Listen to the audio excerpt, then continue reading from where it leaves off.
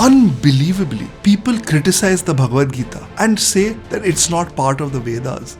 In this verse, we have the fundamental view of life and death within Hinduism. I have a secret. Do you want to know? I only had 7 days to live.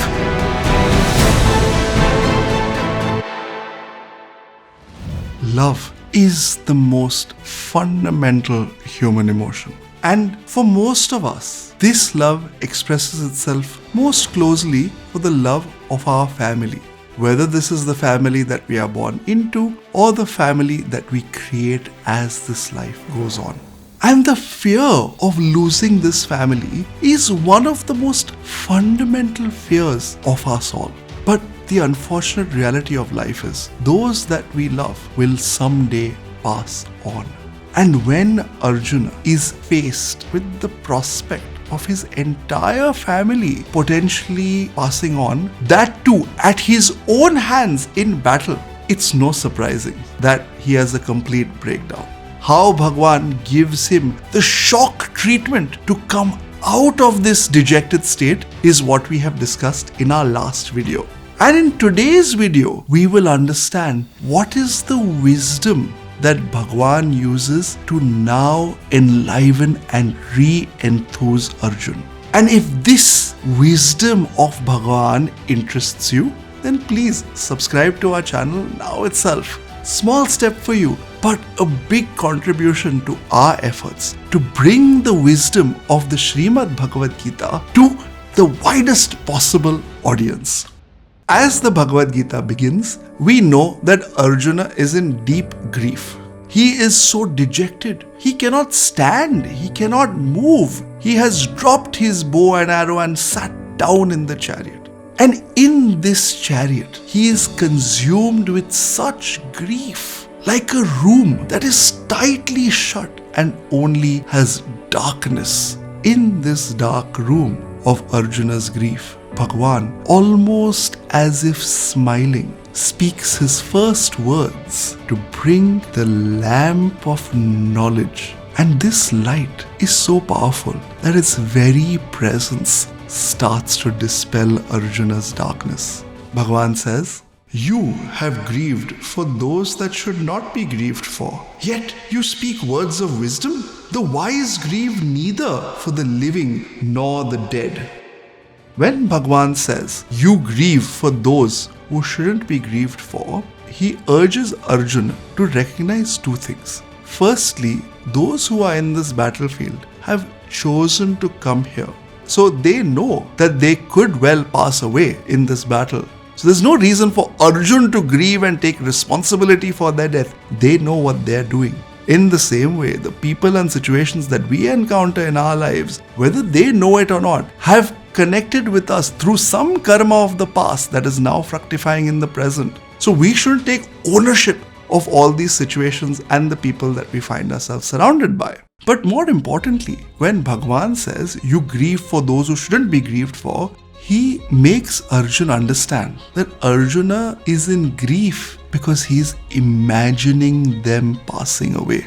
And if we think about it, how much of the grief in our life is self-created because we imagine different situations? When Bhagwan says, "The wise grieve neither for the living nor for the dead," why is this? Well, he answers his own question. Just as in this body, the embodied soul passes into childhood, youth, and old age, so also does he pass into another body. The firm man does not grieve at all.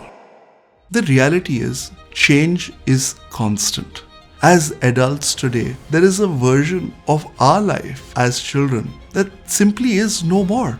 There's a version of ourselves from years ago that simply doesn't live. The mindset has changed. The goals have changed. The very body itself has changed. One who recognizes this change lives a life without grief. There's a wonderful story of Sant Tukaram of Maharashtra that illustrates this point. In any situation, he was undisturbed in his inner space and spoke to everyone with the same level of kindness regardless of how they treated him. So once one man went to him and said, "Maharaj, how do you treat everyone with such equality and equanimity?" Maharaj said, I have a secret. Do you want to know?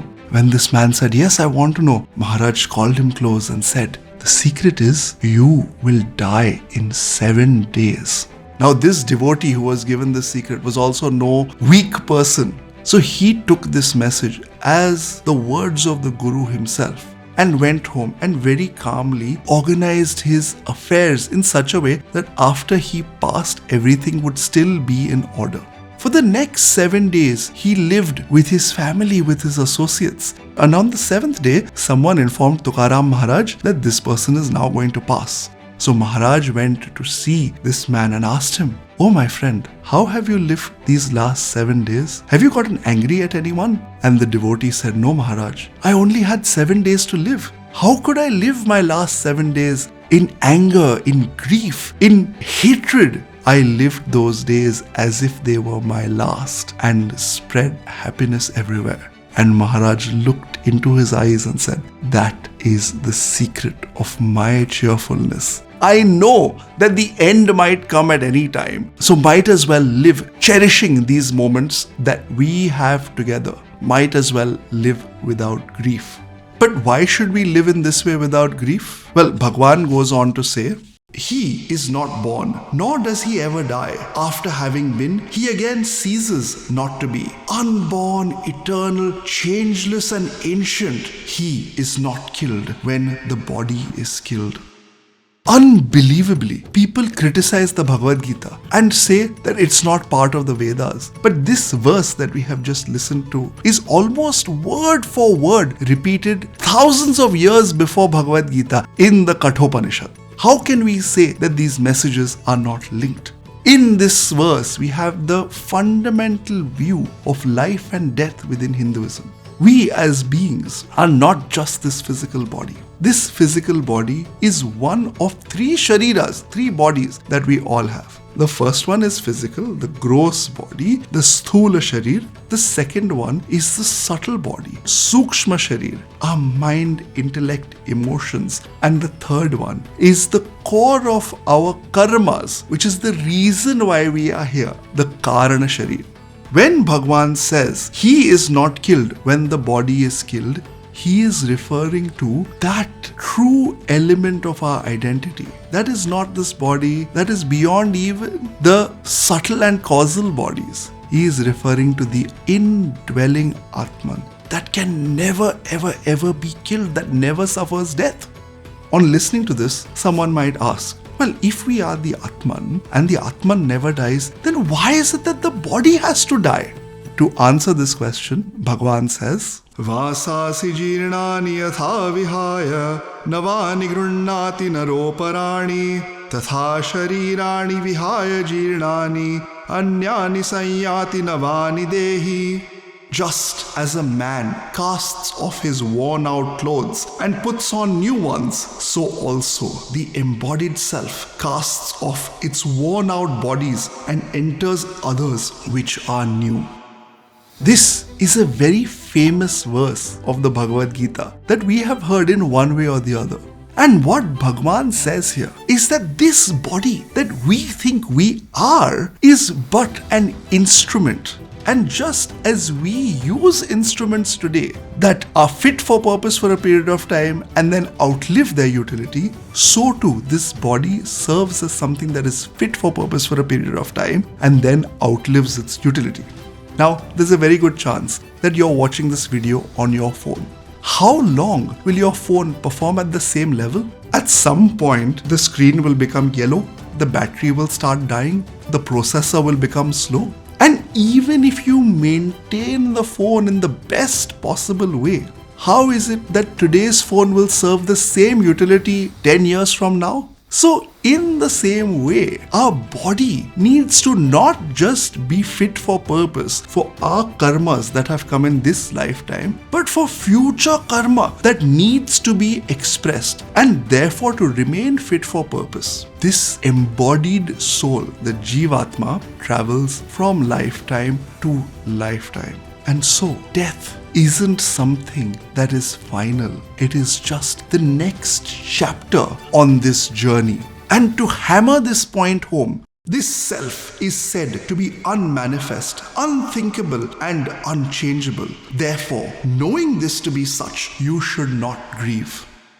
Listening to these verses, critics ask, "You Hindus are so heartless. Even if someone dies, you don't grieve." Well, in Hinduism, we have the most enlightened and advanced processes to deal with the passing of this body. There are detailed procedures laid down to support this Jivatma, the embodied soul, as they move from one life to the next. There are detailed ways, societal mechanisms to support the families as they deal with their grief. And in our Puranas, we have valid examples of how Bhagawan himself expressed his grief at losing loved ones. Not because Bhagawan was in delusion, no, Bhagawan is the embodiment of knowledge itself, but to demonstrate to us how we should express our grief at the passing of someone. When Bhagawan says do not grieve, he is not saying in the moment when someone has passed, don't grieve. No, he is saying live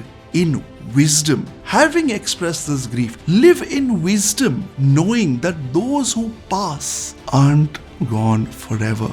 And this wisdom, if we apply in our lives, can become life-changing. With the grace of Bhagawan and Guru, it is this wisdom that I have the opportunity to share with you today.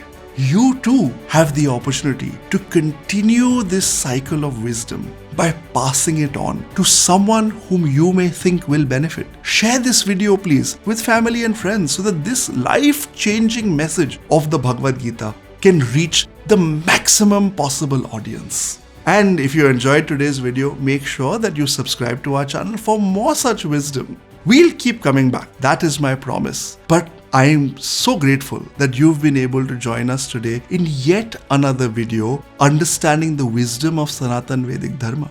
My name is Om Dhumatkar and I look forward to seeing you very soon again. Namaste.